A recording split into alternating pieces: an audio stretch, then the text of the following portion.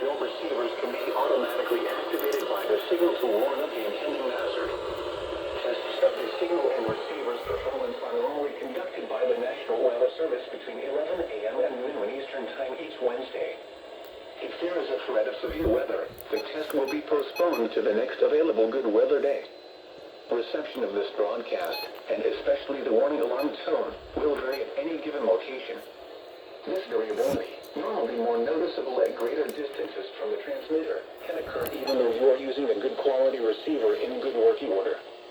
The warning alarm tone will be activated for hazardous watches and warnings for the following counties in Indiana: Boone, Decatur, Delaware, Hamilton, Hancock, Hendricks, Henry, Johnson, Madison, Marion, Morgan, Rush, Shelby, and Tipton. This concludes the weekly test of weather radio station KEC74.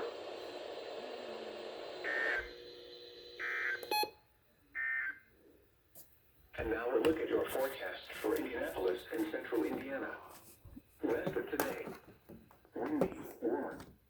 Mostly cloudy early in the afternoon and becoming partly cloudy. Isolated rain showers early in the afternoon, then scattered rain showers and ice.